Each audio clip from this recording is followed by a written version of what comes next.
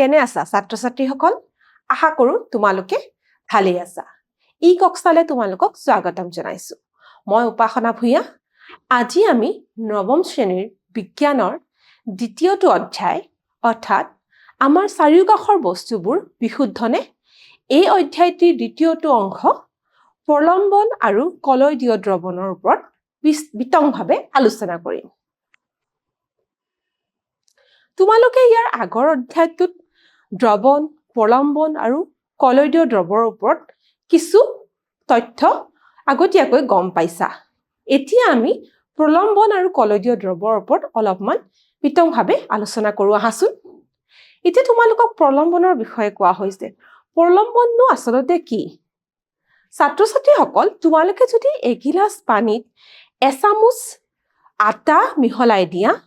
নাইবা এগিলাস পানীত যদি তোমালোকে চকগুৰি মিহলাই দিয়া তোমালোকে দেখিবলৈ পাবা যে আটাৰ গুৰি বা চকগুৰিখিনি কিন্তু পানীত একেবাৰে মিহলি হৈ যোৱা নাই আৰু আমি আটাৰ গুৰিখিনি বা চকমাটিৰ গুৰিখিনি আমি খালি চকুৰে পানীত দেখিবলৈ পাম গতিকে তেনে ধৰণৰ মিশ্ৰণকে প্ৰলম্বন বুলি কোৱা হৈছে ইয়াত কৈছে গোটা পদাৰ্থ তৰলত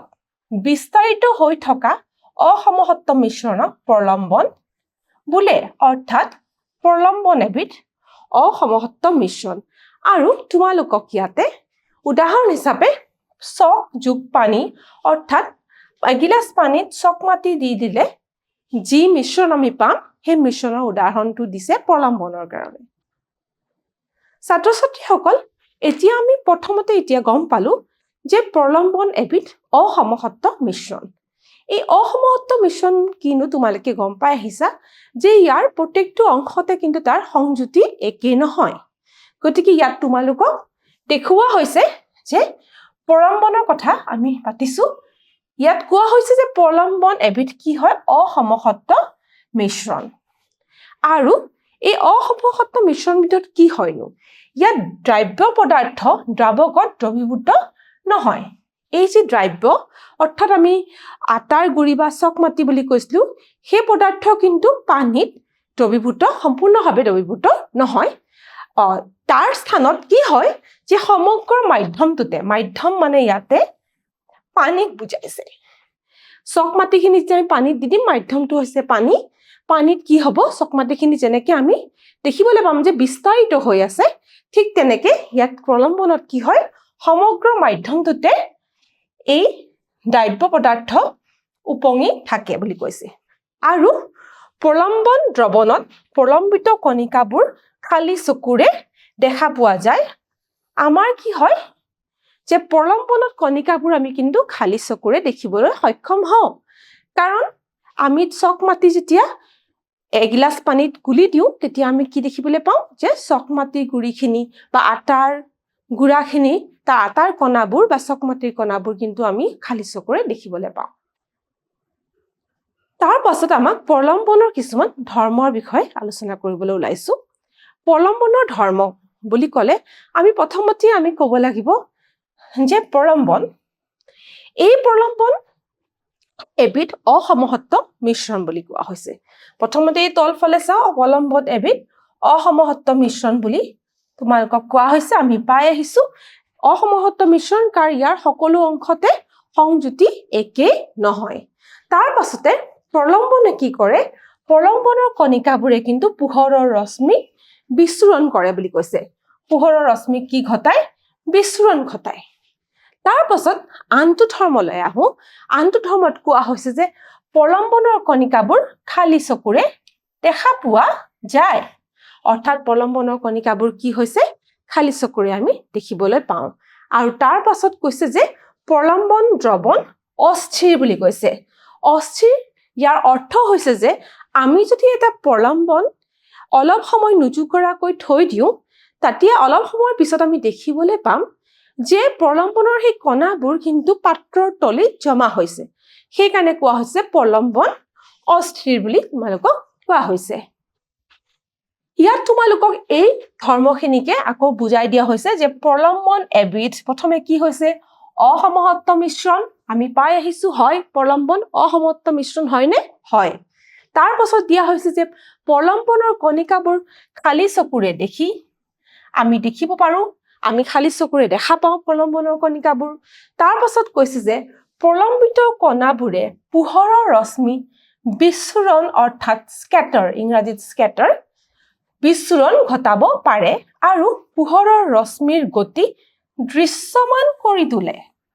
অৰ্থাৎ পোহৰৰ ৰশ্মি যেতিয়া বিচ্ছুৰণ ঘটায় তেতিয়া আমি পোহৰৰ পথটো কিন্তু দেখিবলৈ পাওঁ তাৰ পাছত কৈছে যে নুজুকৰাকৈ থৈ দিলে প্ৰলম্বন এটাৰ কণিকাবোৰে তলিত জমা হয়গৈ পাত্ৰৰ তলিত তাৰমানে প্ৰলম্বনৰ কণিকাখিনি জমা হয় কেতিয়া যেতিয়া আমি লৰচৰ নকৰাকৈ অলপ সময় আমি প্ৰলম্বনটো ৰাখি থৈ দিওঁ আৰু প্ৰলম্বন দ্ৰৱণ অস্থিৰ বুলি কৈছে প্ৰলম্বিত কণিকাবোৰ পৰিশ্ৰৱণ প্ৰণালীৰে পৃথক কৰিব পাৰি বুলি কৈছে পৰিশ্ৰৱণ প্ৰণালী অৰ্থাৎ আমি যেতিয়া ফিল্টাৰ কৰো তেতিয়া আমি প্ৰলম্বনৰ কণিকাবোৰ আমি পৃথক কৰিব পাৰো কাৰণ ফিল্টাৰ পেপাৰত আমি সেই কণাবোৰ ৰৈ যোৱা দেখিবলৈ পাম ছাত্ৰ ছাত্ৰীসকল এতিয়া প্ৰলম্বনৰ পিছত আমি কলয়দীয় দ্ৰৱৰ ওপৰত আলোচনা কৰিম কলয়দীয় দ্ৰৱ অৰ্থাৎ কলয়ডেল সলিউশন কলয়দীয় দ্ৰৱ বা কলয়ডেল সলিউশননো কি আমি তাৰ ওপৰত আলোচনা কৰো আহাচোন কলয়দীয় দ্ৰৱও এবিধ অসমসত্ব মিশ্ৰণ ইয়াত দিয়া হৈছে এক অসমসত্ব মিশ্ৰণ বুলি কোৱা হৈছে আৰু এই মিশ্ৰণত থকা দ্ৰবীভূত পদাৰ্থৰ আকাৰ ইমানেই সৰু যে খালী চকুৰে দেখা নাযায় আৰু সমগ্ৰ মিশ্ৰণটো ইহত সমানে বিতৰণ কৰা যেন লাগে আসলতে কি হয় যে এতিয়া কৈছে যে কলয়দীয় দ্ৰৱও এটা অসমসত্ব মিশ্ৰণ যেনেকৈ আমি পাইছিলো ইয়াৰ আগত যে প্ৰলম্বন এবিধ অসমসত্ব মিশ্ৰণ তেনেকে কলয়দীয় দ্ৰৱও কিন্তু এবিধ অসমসত্ব মিশ্ৰণ কিন্তু এই কলয়দীয় দ্ৰৱৰ কণাবোৰ ইমানেই সৰু যে আমি খালী চকুৰে তাক পৃথক ভৌতিকভাৱে পৃথককে নেদেখো অৰ্থাৎ আমাৰ এনেকুৱা লাগে যে এই মিশ্ৰণটো হয়তো সমসত্ব মিশ্ৰণ যেনেই লাগে বা দ্ৰৱণ যেনেই লাগে য'ত সকলো স্থানতে তাৰ সংযুতি একে কিন্তু এয়া সঁচা নহয় আৰু এই কলয়ডেল দ্ৰৱও এবিধ অসমসত্ব মিশ্ৰণ আৰু কলয়দীয় দ্ৰৱৰ কণাবোৰ বহুত সৰু সেই কাৰণে ইমানেই সৰু যে আমি খালী চকুৰে তাক দেখা নাপাওঁ তাৰ পাছত কৈছে যেতিয়া মিশ্ৰণটো নুজুকৰাকৈ ৰখা হয় তেতিয়া দ্ৰবীভূত পদাৰ্থৰ কণাবোৰ তলিত জমা নহয় অৰ্থাৎ কলয়দীয় দ্ৰৱৰ কণাবোৰ যথেষ্ট সুস্থিৰ বুলি কোৱা হৈছে তাৰ মানে কি হৈছে যে প্ৰলম্বনত যেনেকৈ প্ৰলম্বনটো আমি নুজুকৰাকৈ থৈ দিলে অলপ সময়ৰ পিছত আমি দেখা পাওঁ যে পাত্ৰৰ তলিত তাৰ কণাবোৰ জমা হৈছে তাৰ বিপৰীতে কিন্তু কলয়দীয় দ্ৰৱৰ ক্ষেত্ৰত কি হয় যে আমি নুজুকৰাকৈ থৈ দিলেও কিন্তু পাত্ৰৰ তলিত কলয়দীয় দ্ৰৱৰ কণিকাবোৰ কিন্তু থিতাপি নলয় বা জমা নহয় গতিকে ইয়াক যথেষ্ট সুস্থিৰ বুলি কোৱা হৈছে তাৰ পাছতে কৈছে যে কলয়দীয় দ্ৰৱবোৰ পৰিশ্ৰৱণ প্ৰক্ৰিয়াৰে পৃথক কৰিব নোৱাৰি বুলি কৈছে কিন্তু অপকেন্দ্ৰিক পদ্ধতিৰে পৃথক কৰিব পাৰি বুলি কৈছে ইয়াৰ কাৰণ এইটোৱে যে কলয়দীয় দ্ৰৱৰ কণাবোৰ খুবেই সৰু বুলি আমি কৈছো ইমানেই সৰু যে পৰিশ্ৰৱণ প্ৰণালীত আমি যেতিয়া ফিল্টাৰ পেপাৰ ব্যৱহাৰ কৰো সেই ফিল্টাৰ পেপাৰৰ মাজেৰে কিন্তু কলয়দীয় দ্ৰৱৰ কণাবোৰ সৰকি যায় বা তললৈ গুচি যায় সেই কাৰণে আমি পৰিশ্ৰৱণ প্ৰণালীৰে বা পদ্ধতিৰে আমি কলয়দীয় দ্ৰৱৰ কণাবোৰ পৃথক কৰিব নোৱাৰো তাৰ স্থানত কিন্তু যেতিয়া আমি অপকেন্দ্ৰিক পদ্ধতি ব্যৱহাৰ কৰিম তেতিয়া কিন্তু কলয়দীয় দ্ৰৱৰ কণিকাবোৰৰ পৃথকীকৰণ সম্ভৱ হৈ উঠে ছাত্ৰ ছাত্ৰীসকল এইখিনিতে তোমালোকক কৈ থওঁ যে অপকেন্দ্ৰিক পদ্ধতি মানেনো কি অপকেন্দ্ৰিক পদ্ধতিৰ বিষয়ে তোমালোকে এয়াই জানি থোৱা যে যেতিয়া আমি এটা দ্ৰৱ বা মিশ্ৰণ খুব জোৰেৰে বা তীব্ৰ বেগত ঘূৰাও বা ঘূৰোৱা হয় তেতিয়া তাত থকা যি কণা যাৰ ওজন বেছি সেই কণাবোৰ তলিত কিন্তু থিতাপি লয় আৰু পাতল কণাবোৰ উপঙি থাকে বা ওপৰত থাকে গতিকে এই পদ্ধতিৰে কিন্তু দুবিধ কণা বা মিশ্ৰণৰ পৃথকীকৰণ সম্ভৱ হৈ উঠে এতিয়া কৈছে যে কলয়দীয় দ্ৰৱই তিনডাল প্ৰভাৱ দেখায় তিনডাল প্ৰভাৱ দেখুওৱা বুলি কৈছে আৰু কাৰণ তিনডাল প্ৰভাৱনো কি এতিয়া কলয়দীয় দ্ৰৱই কি কৰে কলয়দীয় দ্ৰৱৰ কণাবোৰে পোহৰৰ ৰশ্মিৰ বিস্ফোৰণ ঘটাব পাৰে তাৰ ফলত কি হয় পোহৰৰ পথ দৃশ্যমান হয় আৰু এজন বৈজ্ঞানিক তিনডাল নামৰ বৈজ্ঞানিকজনে এয়া আৱিষ্কাৰ কৰাৰ কাৰণে তেখেতৰ নামত এয়া ৰাখা হৈছে যে তিনডাল প্ৰভাৱ বুলি নামটো দিয়া হৈছে তাৰ পাছত কলয়দীয় দ্ৰৱৰ উপাদানসমূহৰ কথা আমি আলোচনা কৰিব লাগিব কলয়দীয় দ্ৰৱৰ দুটা উপাদান আছে সেই উপাদান হৈছে বিস্তাৰণ মাধ্যম আৰু বিস্তাৰিত প্ৰাৱস্থা বিস্তাৰণ মাধ্যম আৰু বিস্তাৰিত প্ৰাৱস্থা ছাত্ৰ-ছাত্ৰীসকল আমি কলয়দীয় দ্ৰৱৰ বিষয়ে আলোচনা কৰিবলৈ যাওঁতে কিন্তু বিস্তাৰণ মাধ্যম কি আৰু বিস্তাৰিত প্ৰাৱস্থানো কি এই দুইটা বস্তু আমি ভালবাৰুকৈ আলোচনা কৰিব লাগিব গতিকে ইয়াত চোৱা কিছুমান উদাহৰণ তোমালোকক দিয়া হৈছে প্ৰথমটো উদাহৰণ আমাক দিয়া হৈছে যে এয়া কি বুলি কৈছে গাখীৰ এয়া হৈছে গাখীৰ এবিধ কলয়দীয় দ্ৰৱ বুলি কোৱা হৈছে তাৰ পাছতে আমাক দিছে মাখন আমি আৰু যিটো মাখন আমি সকলোৱে চিনি পাওঁ সেয়াও এটা কলয়দীয় দ্ৰৱ তাৰ পাছতে ফেনৰ কথা কৈছে ফেন তাৰমানে আমি বিভিন্ন সময়ত আমি ফেন পাওঁ সেই ফেনো এবিধ কলয়দীয় দ্ৰৱ তাৰ পাছত কুঁৱলী ধোঁৱা ডাৱৰ ইয়াত দেখিবলৈ পাইছা তোমালোকে কুঁৱলী বা এয়া মেঘ বা ডাৱৰ দেখিবলৈ পাইছা এইবিলাক সকলো কিন্তু কলয়দীয় দ্ৰৱৰে উদাহৰণ বুলি কৈছে ছাত্ৰ-ছাত্ৰীসকল এতিয়া আমি কলয়দীয় দ্ৰৱৰ দুটা উপাদানৰ বিষয়ে কৈছিলো যে কলয়দীয় দ্ৰৱৰ দুটা উপাদান থাকে সেইটো হৈছে বিস্তাৰণ মাধ্যম আৰু বিস্তাৰিত প্ৰাৱস্থা গতিকে এতিয়া বিস্তাৰণ মাধ্যম আৰু বিস্তাৰিত প্ৰাৱস্থানো কি সেই বিষয়ে আমি আলোচনা কৰো বিস্তাৰিত প্ৰাৱস্থা অৰ্থাৎ ইংৰাজীত ডিসপাৰ্স ফেজ বুলি কৈছে কলয়দীয় দ্ৰৱৰ কণিকাবোৰক বিস্তাৰিত প্ৰাৱস্থা বোলা হয়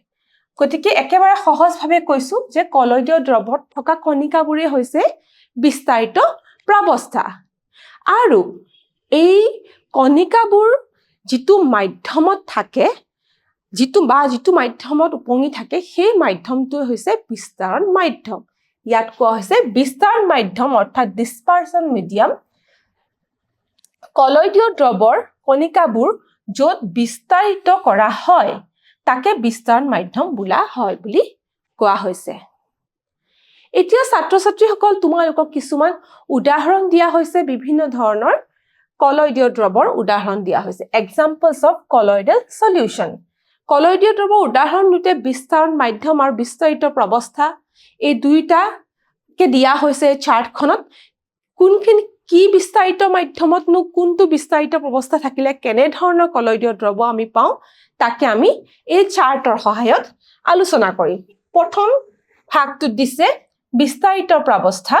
তাৰ পিছত দিয়া হৈছে বিস্তাৰণ মাধ্যম তাৰ পিছত দিয়া হৈছে প্ৰকাৰ মানে কিহৰ প্ৰকাৰৰ কথা কৈছে কলয়দীয় দ্ৰৱৰ প্ৰকাৰৰ কথা কৈছে আৰু শেষত এইবিলাকৰ উদাহৰণবোৰো আমি দেখিবলৈ পাইছো প্ৰথমতে আমি বিস্তাৰিত প্ৰাৱস্থাৰ কথা পাতিম যেতিয়া বিস্তাৰিত প্ৰাৱস্থাটো তৰল হয় আৰু বিস্তাৰণ মাধ্যমটো গেছ হয় তেতিয়া আমি যিটো কলয়ডিয়াল দ্ৰৱ পাওঁ হেতুক এৰ'সল বুলি কয় আৰু ইয়াৰ উদাহৰণ হৈছে কুঁৱলী বা মেঘ য'ত বিস্তাৰিত প্ৰাৱস্থাটো তৰল আৰু বিস্তাৰণ মাধ্যমটো হৈছে কিন্তু গেছ ঠিক তেনেদৰে যেতিয়া বিস্তাৰণ মাধ্যমটো গোটা হয় আৰু বিস্তাৰিত প্ৰাৱস্থাটো গোটা হয় বিস্তাৰণ মাধ্যমটো গেছ হয় তেতিয়াও আমি এৰ'সল পাওঁ আৰু ইয়াৰ উদাহৰণ হৈছে ধোঁৱা মটৰ গাড়ীৰ পৰা ওলোৱা ধোঁৱা ইত্যাদি তাৰ পাছত বিস্তাৰিত প্ৰাৱস্থা যেতিয়া গেছ হয় আৰু বিস্তাৰণ মাধ্যম যেতিয়া তৰল হয় তেতিয়া আমি ফেন পাওঁ এই ফেন হৈছে কলয়ডাল দ্ৰৱ য'ত বিস্তাৰিত প্ৰাৱস্থা হৈছে গেছ আৰু বিস্তাৰণ মাধ্যম হৈছে তৰল এতিয়া ইয়াৰ উদাহৰণটো কি হৈছে সেভিং ক্ৰীম তোমালোকে নিশ্চয় হয়তো দেখিছা ঘৰত দেখিছা বা বিজ্ঞাপনত দেখিছা সেভিং ক্ৰীম ব্যৱহাৰ কৰিলে খুব এটা যেটো ফেন ওলাই হে ফেনটোৱে এটা কিন্তু কলয়ডাল দ্ৰৱ তাৰ পাছৰটোলে আহো যেতিয়া বিস্তাৰিত প্ৰাৱস্থাত তৰল হয় আৰু বিস্তাৰণ মাধ্যমো তৰল হয় তেতিয়া আমি অৱদ্ৰৱ পাওঁ এই অৱদ্ৰৱ আৰু ইয়াৰ উদাহৰণ হৈছে গাখীৰ আৰু আমি বিভিন্ন মুখত ঘঁহা ক্ৰীম যেটো ব্যৱহাৰ কৰো সেয়া তাৰ পাছৰটোলৈ আহোঁ যেতিয়া বিস্তাৰিত প্ৰৱস্থা গোটা হয় আৰু বিস্তাৰণ মাধ্যম তৰল হয় তেতিয়াও আমি চল পাবলৈ সক্ষম হওঁ আৰু ইয়াৰ উদাহৰণ হৈছে মেগনেছিয়া দুগ্ধ আৰু বোকা ইয়াৰ পাছত বিস্তাৰিত প্ৰৱস্থা যেতিয়া গেছ হয় বিস্তাৰণ মাধ্যম গোটা হয় তেতিয়া আমি আকৌ এটা প্ৰকাৰৰ কলয়ডিয়াল দ্ৰৱ পাওঁ সেইটো হৈছে ফেন তাৰ উদাহৰণ হৈছে ফেন ৰবৰ স্পঞ্জ পিউমিক হিল ইত্যাদি ইয়াৰ পিছৰটোলৈ আহোঁ বিস্তাৰিত প্ৰৱস্থা তৰল বিস্তাৰণ মাধ্যম গোটা আৰু প্ৰকাৰ হৈছে জেল তাৰে উদাহৰণ হৈছে জেলি পনীৰ মাখন এইবিলাক হৈছে ইয়াৰে উদাহৰণ আৰু শেষৰটোলৈ আহোঁ য'ত বিস্তাৰিত প্ৰৱস্থা গোটা বিস্তাৰণ মাধ্যমো গোটা গতিকে ইয়াক কোৱা হয় গোটাচল ইয়াৰ উদাহৰণ কি হৈছে ৰঙিল মণিমুক্তা মিল্কি গ্লাছ এইবিলাক হৈছে ইয়াৰে উদাহৰণ ছাত্ৰ ছাত্ৰীসকল তোমালোকে এতিয়া কলয়ডিয় দ্ৰৱৰ বিভিন্ন উদাহৰণ পালা এতিয়া আমি কলয়ডিয় দ্ৰৱৰ কিছুমান ধৰ্মলৈ আহোঁ যে কলয়ডিয় দ্ৰৱৰ ধৰ্মবোৰনো কি এই ইয়াতে চিত্ৰাকাৰে তোমালোকক বুজোৱা হৈছে কলয়ডিয় দ্ৰৱ প্ৰথমতে আমি গম পাই আহিছো যে ই এবিধ অসমসত্ব মিশ্ৰণ ইয়াৰ সকলো অংশতে কিন্তু সংযুক্তি সমান নহয় দ্বিতীয়তে কি হৈছে যে ইয়াৰ কণাবোৰ খুবেই সৰু হয় আমি খালি চকুৰে মনিব নোৱাৰাকে কিন্তু ইয়াৰ কণাবোৰ সৰু বুলি কৈছে ইয়াৰ কণাৰ আকাৰ সৰু তাৰ পিছতে কৈছে যে এই কণাবোৰ আমাৰ অপকেন্দ্ৰিক পদ্ধতিৰ দ্বাৰা পৃথক কৰিব পাৰি পৰিশ্ৰৱণৰ দ্বাৰা নোৱাৰি কাৰণ কণাবোৰ বহুতেই সৰু ফিল্টাৰ পেপাৰৰ মাজেৰে কণাবোৰ পাৰ হৈ যায় কিন্তু অপকেন্দ্ৰিক পদ্ধতিৰ দ্বাৰা আমি কিন্তু কলয়ডিয়াল দ্ৰৱ পৃথকীকৰণ কৰাটো সম্ভৱ গতিকে অপকেন্দ্ৰিক পদ্ধতিৰে পৃথক কৰিব পাৰি বুলি কৈছে হয় এইটো এটা কলয়ডিয় দ্ৰৱৰ ধৰ্ম তাৰপিছত কোৱা হৈছে যে ইয়াৰ কণাবোৰ সুস্থিৰ কণা হয়নে হয় সুস্থিৰ কণা কিহৰ কাৰণে হয় যে যেতিয়া আমি কলয়ডিয় দ্ৰৱ এটা নুজুকৰাকৈ অলপ সময় বা বহু সময় থৈ দিম তেতিয়া আমি দেখিবলৈ পাম যে ইয়াৰ কিন্তু কণাবোৰ তলিত জমা নহয় গতিকে এইটো এবিধ যথেষ্ট সুস্থিৰ ইয়াৰ পাছতে যে ইয়াৰ কণাবোৰ যথেষ্ট সৰু বুলি আমি পাই আহিছো সেইকাৰণে ইমানেই সৰু যে আমি তাক খালি চকুৰে কিন্তু দেখা নাপাওঁ ছাত্ৰ ছাত্ৰীসকল কলয়ডিয়াল দ্ৰৱৰ ধৰ্মসমূহ আমি গম পালো ইয়াতে আমি আন এটা ধৰ্মও আছে যিটো আমি আলোচনা কৰিছো এই আগতে সেয়া হৈছে যে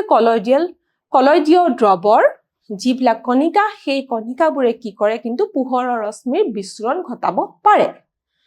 তোমালোকে এটা পৰিস্থিতি দেখিছানে বাৰু কেতিয়াবা আমাৰ ৰুমলৈ আমাৰ কোঠালিলৈ যেতিয়া সৰু ফাকেৰে পোহৰ সোমাই আহে তেতিয়া আমি কি দেখিবলৈ পাওঁ বাৰু আমি পোহৰৰ পথটো স্পষ্টকৈ দেখিবলৈ পাওঁ কিয় দেখিবলৈ পাওঁ বা কেনেকৈ দেখিবলৈ পাওঁ আমি তেনেকুৱা এটা পৰিস্থিতিত সেই পোহৰ যেতিয়া ৰুমটোলৈ বা কোঠালিটোলৈ সোমাই আহে সৰু ফাকেৰে তেতিয়া কি হয় পোহৰৰ ৰশ্মিয়ে বায়ুত থকা সৰু সৰু কণাবোৰক সৰু যিবোৰ ধূলিৰ কণা আছে সেইবিলাকৰ দ্বাৰা বিচ্ছুৰিত হয় পোহৰৰ ৰশ্মি বিচ্ছুৰিত হয় তাৰ ফলত পোহৰৰ পথ দৃশ্যমান হৈ উঠে ঠিক তেনেদৰে ইয়াতে এটা উদাহৰণ দিয়া হৈছে যে ডাঠ হাবিৰ মাজেৰে সূৰ্যৰ ৰশ্মি বা সূৰ্যৰ পোহৰ সোমাই আহা তেনেকে ঠিক ডাঠ হাবিত যেতিয়া সূৰ্যৰ পোহৰ সোমাই আহে বা পোহৰ পৰে তেতিয়া কিন্তু সেই পোহৰৰ পথ দৃশ্যমান হৈ উঠে এই ছবিটো তোমালোকে তাকে দেখিবলৈ পাইছা যে পোহৰৰ ৰশ্মি এনে ধৰণৰ বিচ্ছুৰণক টিণ্ডল ক্ৰিয়া বোলা হয় পোহৰৰ ৰশ্মিৰ এই ক্ৰিয়াটোকে কি বুলি কোৱা হৈছে এই প্ৰভাৱ যিটো পোহৰৰ ৰশ্মিক বিচ্ছুৰণ ঘটায় কলয়ডিয়াল দ্ৰৱই তাক কিন্তু টিণ্ডল প্ৰভাৱ বুলি কোৱা হৈছে ইয়াত তোমালোকক আন এটা উদাহৰণ দিয়া হৈছে যে আমি দুটা গিলাচ পানী লৈছো প্ৰথমটো গিলাচত আমি কপাৰ সালফেট মিহলাইছো পোহৰৰ ৰশ্মি যেতিয়া কপাৰ সালফেট থকা গিলাচৰ মাজেৰে পাৰ হয় তেতিয়া পোহৰৰ ৰশ্মিৰ পথ দৃশ্যমান হৈ নুঠে কাৰণ ইয়াত দিছে কপাৰ সালফেট দ্ৰৱত টিণ্ডল প্ৰভাৱ দেখা নাযায় বুলি কৈছে কাৰণ কপাৰ সালফেটত কি হয় যে তাৰ কণাবোৰ খুবেই সৰু আৰু পোহৰৰ ৰশ্মিক বিচ্ছুৰণ ঘটাব নোৱাৰে ই এটা দ্ৰৱণ কিন্তু যেতিয়া পানীত গাখীৰ মিহলি হৈ থাকে ই এটা কলয়ডিয়াল দ্ৰৱ আৰু তাৰ মাজেৰে যেতিয়া আমি টৰ্চ লাইটটো মাৰি দিওঁ তেতিয়া কিন্তু পোহৰৰ ৰশ্মি দৃশ্যমান হৈ উঠে ইয়াত দেখা গৈছে পোহৰৰ পথ দৃশ্যমান হৈছে তাৰ পাছতে ছাত্ৰ-ছাত্ৰীসকল আমি এতিয়া প্ৰলম্বন আৰু কলয়ডীয় দ্ৰৱ দুইটাৰ বিষয়ে আলোচনা কৰিলো দুইটাৰে আমি ধৰ্মসমূহ গম পালো এতিয়া আমি প্ৰলম্বন আৰু কলয়ডীয় দ্ৰৱৰ মাজত এটা তুলনা কৰো আহাচোন এতিয়া চোৱা প্ৰলম্বন আৰু কলয়ডীয় দ্ৰৱৰ ক্ষেত্ৰত কৈছে যে আমি জানো প্ৰলম্বন হৈছে অসমসত্ব মিশ্ৰণ আৰু কলয়ডীয় দ্ৰৱও এটা অসমসত্ব মিশ্ৰণ কিন্তু সাধাৰণতে যেতিয়া আমি খালি চকুৰে দেখো ইয়া সমসত্ব মিশ্ৰণ যেনে লাগে কিন্তু এটো সমসত্ব মিশ্ৰণ নহয় এই এটা অসমসত্ব মিশ্ৰণে হয় তাৰ পাছত আমি তুলনা কৰিম যে দ্ৰবীভূত পদাৰ্থৰ কণিকাৰ আকাৰ অতি বৃহৎ প্ৰলম্বনৰ কণিকাবোৰ যিবোৰ কণিকা দ্ৰবীভূত হৈ থাকে সেইবিলাক কণিকাৰ আকাৰ বৃহৎ বুলি কৈছে আৰু তাৰ ৰেঞ্জটো কিমান বুলি কৈছে তাৰ 100 নেনোমিটাৰ মানে ব্যাস সেই কণিকাবোৰৰ ব্যাস কি বুলি কৈছে 100 নেনোমিটাৰলৈ যায় বুলি কৈছে সেয়েহে ইয়াক সহজে দেখা পোৱা যায় আমি খালি চকুৰে প্ৰলম্বনৰ কণিকাবোৰ মনিব পাৰো এইখিনি কথা আমি আগতেও আলোচনা কৰিছো কিন্তু কলয়ডিয়াল দ্ৰৱৰ ক্ষেত্ৰত কি হয় কলয়ডিয়াল দ্ৰৱৰ কণিকাবোৰ কিন্তু ক্ষুদ্ৰ বুলি কৈছে ইয়াত দ্ৰবীভূত পদাৰ্থৰ কণিকাৰ আকাৰ দ্ৰৱৰ কণাতকৈ ডাঙৰ হয় যদিও প্ৰলম্বনৰ কণাতকৈ সৰু দ্ৰৱৰ কণাতকৈ ডাঙৰ কিন্তু প্ৰলম্বনৰ কণাতকৈ সৰু বুলি কৈছে অৰ্থাৎ তাৰ পাছত কৈছে যে ইয়াৰ কণাবোৰৰ ব্যাস 1 নেনোমিটাৰৰ পৰা 100 নেনোমিটাৰৰ ভিতৰত বুলি কৈছে প্ৰলম্বনৰ ক্ষেত্ৰত দেখিলো আমি 100 নেনোমিটাৰ ডাঙৰ হয় কিন্তু কলয়ডীয় দ্ৰৱৰ ক্ষেত্ৰত 1 নেনোমিটাৰৰ পৰা আৰম্ভ হৈ 100 নেনোমিটাৰৰ ভিতৰতহে ইয়াৰ যেটো আকাৰ হয় বা ব্যাস হয় ইয়াৰ কণাবিলাকৰ সেয়েহে ইহঁতক আমি কি সহজে খালি চকুৰে দেখা পোৱা নাযায় বুলি কৈছে খালি চকুৰে দেখা পোৱা নাযায় তাৰ পাছত আমাৰ প্ৰলম্বন আৰু কলয়ডীয় দ্ৰৱৰ পৰিশ্ৰৱণ প্ৰণালীলৈ আহো ই ফিল্টাৰ পেপাৰৰ মাজেৰে পাৰ নহয় কাৰণ প্ৰলম্বনৰ ক্ষেত্ৰত কি হয় পৰিশ্ৰৱণ প্ৰণালীৰ দ্বাৰা ইয়াৰ কণাবোৰক পৃথকীকৰণ কৰিব পৰা যায় কাৰণ ইয়াৰ কণাবোৰ খুবেই এটা নিৰ্দিষ্ট আকাৰ আছে ইয়াৰ কণাবোৰৰ আৰু ফিল্টাৰ পেপাৰৰ ওপৰত ইয়াৰ কণাবোৰ ৰৈ যায় কিন্তু কলয়ডীয় দ্ৰৱক আমি পৰিশ্ৰৱণ প্ৰণালীৰে পৃথক কৰিব নোৱাৰো ইয়াৰ কণাবোৰ ফিল্টাৰ পেপাৰৰ মাজেৰে সৰকি যায় ফিল্টাৰ পেপাৰৰ মাজেৰে পাৰ নহয় বুলি কৈছে কিন্তু ই হৈছে কি ফিল্টাৰ পেপাৰৰ মাজেৰে পাৰ হৈ যায় প্ৰলম্বনক আমি পৰিশ্ৰৱণ প্ৰণালীৰে পৃথক কৰিব পাৰো আৰু কলয়ডীয় দ্ৰৱক আমি পৰিশ্ৰৱণ প্ৰণালীৰে পৃথক কৰিব নোৱাৰো ই অস্থিৰ ইয়াৰ কণাবোৰ কিছু সময়ৰ পিছত তলিত জমা হয় পৰিশ্ৰৱণ পদ্ধতিৰে ইহঁতৰ কণাবোৰ মিশ্ৰণৰ পৰা পৃথক কৰিব পাৰি ই সুস্থিৰ দ্ৰবীভূত কণাবোৰ পৰিশ্ৰৱণ পদ্ধতিৰে পৃথক কৰিব নোৱাৰি গতিকে ছাত্ৰ-ছাত্ৰীসকল তোমালোকে এই প্ৰলম্বনটো অস্থিৰ বুলি কোৱা হৈছে আৰু কলয়ডীয় দ্ৰৱৰ সুস্থিৰ বুলি কোৱা হৈছে ইয়াৰ কাৰণ এইটোৱে যে প্ৰলম্বন যেতিয়া আমি অলপ সময় কাৰণে নুজুকৰাকৈ থৈ দিওঁ ইয়াৰ কণাবোৰ তলিত জমা হয় আৰু কলয়ডীয় দ্ৰৱৰ ক্ষেত্ৰত কিন্তু আমি যদি নুজুকৰাকৈ থৈও দিওঁ কিন্তু ইয়াৰ কণাবোৰ কিন্তু তলিত জমা নহয় সেই কাৰণে ইয়াক যথেষ্ট সুস্থিৰ বুলি কোৱা হৈছে লগতে আমি আগতীয়াকৈ কৈছো যে প্ৰলম্বনৰ কণাবোৰ আমি পৰিশ্ৰৱণ প্ৰণালীৰে পৃথক কৰিব পাৰো কিন্তু আমি কলয়ডীয় দ্ৰৱক পৰিশ্ৰৱণ প্ৰণালীৰে পৃথক কৰিব নোৱাৰো ইয়াক পৃথক কৰিবলৈ হলে আমি অপকেন্দ্ৰিক পদ্ধতি ব্যৱহাৰ কৰিব লাগিব ই পোহৰৰ ৰশ্মি বিচ্ছুৰণ ঘটাব পাৰে পোহৰৰ ৰশ্মি বিচ্ছুৰণ ঘটাব পাৰে বুলি কৈছে হয় আৰু কলয়ডীয় দ্ৰৱৰ ক্ষেত্ৰতো কি হয় পোহৰৰ ৰশ্মি কিন্তু বিচ্ছুৰণ ঘটাব পাৰে আৰু ইয়াক টিণ্ডাল প্ৰভাৱ বুলিও কোৱা হয় গতিকে ছাত্ৰ ছাত্ৰীসকল আজি আমাৰ এই অধ্যায়টোৰ এইটো অংশত তোমালোকে প্ৰলম্বন আৰু কলয়দীয় দ্ৰৱৰ বিষয়ে বিতংভাৱে কিছুমান তথ্য গম পালা আৰু মই আশা কৰো যে তোমালোকে বুজি পালা এতিয়া আমি কেইটামান প্ৰশ্নলৈ যাওঁ আমি চাওঁ তোমালোকেনো কিমানখিনি আয়ত্ত কৰিব পাৰিছা প্ৰথম প্ৰশ্নটোলৈ যাওঁ প্ৰথম প্ৰশ্নটো দিয়া হৈছে অসমহত্ত মিশ্ৰণ হ'ল দ্ৰৱণ কলয়দীয় দ্ৰৱ প্ৰলম্বন বিকল্প খ আৰু গ দুয়োটাই অসমহত্ত মিশ্ৰণ কোনটো হয় বাৰু আমি দেখিছো যে কলয়দীয় দ্ৰৱও অসমহত্ত মিশ্ৰণ প্ৰলম্বনো কিন্তু অসমহত্ত মিশ্ৰণ গতিকে বিকল্প খ আৰু গ দুয়োটাই শুদ্ধ উত্তৰ গতিকে আমাৰ ঘটো আমাৰ শুদ্ধ উত্তৰ হ'ব ইয়াৰ দ্বিতীয় প্ৰশ্নটোলৈ আহো দ্বিতীয় প্ৰশ্নটো হৈছে এটা খালী ঠাই পূৰণ কৰা কি দিছে চাওঁ প্ৰলম্বিত কণিকাবোৰ ডেশ প্ৰণালীৰে পৃথক কৰিব পাৰি প্ৰলম্বিত কণিকাবোৰ আমি কি প্ৰণালীৰে পৃথক কৰিব পাৰো নিশ্চয়ভাৱে আমি পৰিশ্ৰৱণ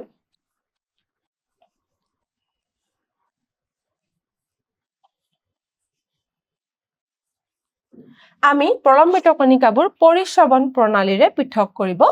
পাৰি বুলি কৈছে ইয়াৰ পাছৰ প্ৰশ্নটোত ছাত্ৰ ছাত্ৰীসকল শুদ্ধ নে অশুদ্ধ সোধা হৈছে তোমালোকৰ এটা বাক্য দিছে ইয়াত কৈছে কলয়দীয় দ্ৰৱয়ে তিনডাল প্ৰভাৱ দেখুৱায় কলয়দীয়